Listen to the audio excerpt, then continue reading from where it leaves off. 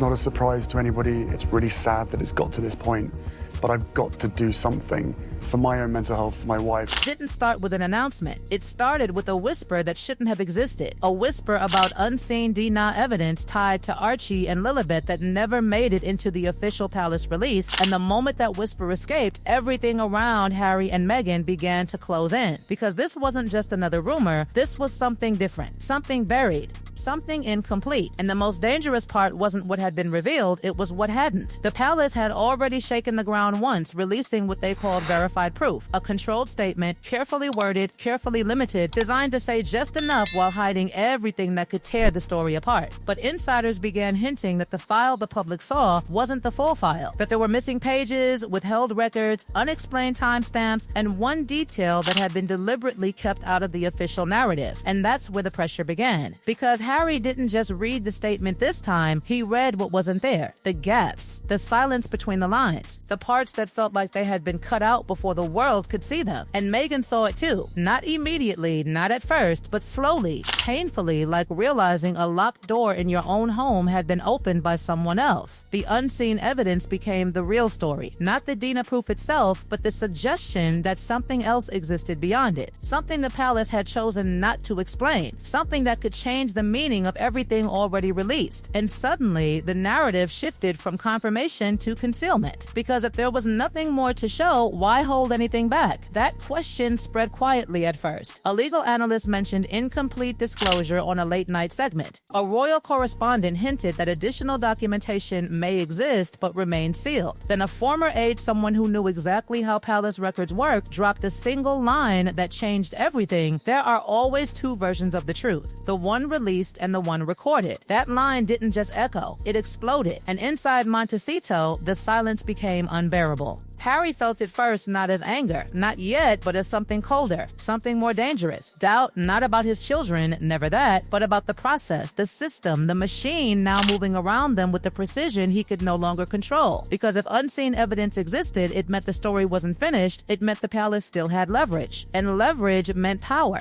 Meghan understood the threat in a different way. She didn't focus on the evidence itself. She focused on timing. Why release one part now and hold the rest back? Why create a controlled shock instead of a complete one? Because a controlled shock could be expanded later. Because pressure could be applied in stages. Because silence could be weaponized. And suddenly, every move they didn't make became part of the story. They didn't respond immediately. They couldn't. Because any response risked triggering the release of whatever remained hidden. And that was the trap forming around them. Speak and invite more exposure. Stay silent and look like you have something to hide. It wasn't a choice. It was containment. Meanwhile, inside palace circles, something even more unsettling began to surface. Not publicly, not officially, but quietly through conversations that never reached microphones. Discussions about record integrity, about timeline verification, about whether the unseen evidence might not just support the original file, but complicate it. And complication is where control begins to slip, because a simple story can be defended. A complicated one can collapse under its own weight. William was said to have been briefed again, not with headlines, not with public statements, but with internal summaries that carried one terrifying implication: the situation was no longer static. It was evolving, and evolving situations don't stay contained for long. Charles, meanwhile, was reportedly facing a different kind of pressure. Not whether to release more, but when.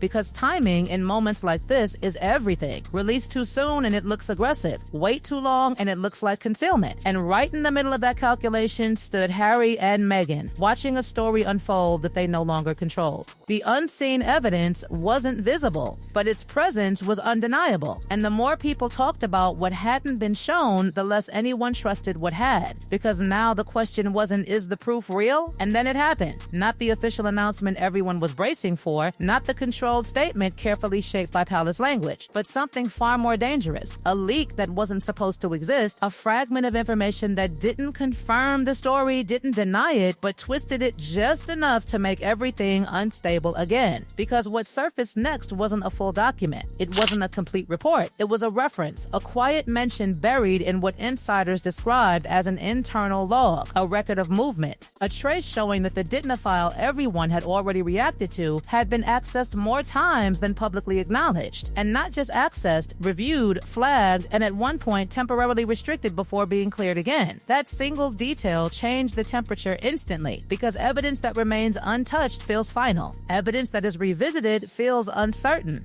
And uncertainty is where everything starts to unravel. Inside Montecito, that detail hit like a second wave, heavier than the first, because it suggested something Harry had already begun to fear, but hadn't said out loud, that the story wasn't just being revealed, it was being managed in real time, not fixed. Not settled. Managed, and Meghan saw the implication immediately. If the file had been reviewed again after internal clearance, it meant someone inside the system had questions. Not public questions, internal ones. The kind that never reach headlines unless something goes wrong. And suddenly, the pressure wasn't just external anymore, it was internal, on both sides. Because if the palace was still examining its own evidence, it meant the ground beneath the narrative wasn't as solid as it appeared. And if the ground wasn't solid, then every statement already made could shift under the weight of whatever came next. That's when the silence started to break. Not from Harry, not from Meghan, but from the edges of the story, from voices that had stayed quiet until now. A former records officer hinted that discrepancies in access logs were not routine. A legal consultant suggested that multiple review cycles often indicate unresolved questions, not confirmation. And just like that, the story split in two. One version said the proof was final, undeniable, closed. The other whispered that something inside it didn't sit right. And once those two versions exist at the same time, neither one feels completely safe. Harry felt the shift immediately. Not relief, not vindication, something more complicated. Because a fractured narrative doesn't protect you. It traps you. It keeps the story alive, keeps the question circulating, keeps the focus locked on the very thing you want to move past. He understood then that even if the unseen evidence never fully emerged, the idea of it would never disappear. And Meghan realized something even sharper. This wasn't just about what the palace might release next. It was about perception, about how doubt, once introduced, doesn't need proof to survive. It only needs possibility. And possibility was everywhere now. Meanwhile, behind palace walls, the situation tightened because a leak about internal review wasn't supposed to happen. It suggested movement inside a system that depended on appearing unshakable. And once that image cracks, even slightly, every future decision becomes heavier. Charles was said to be facing a narrowing path, release more, and risk exposing inconsistencies.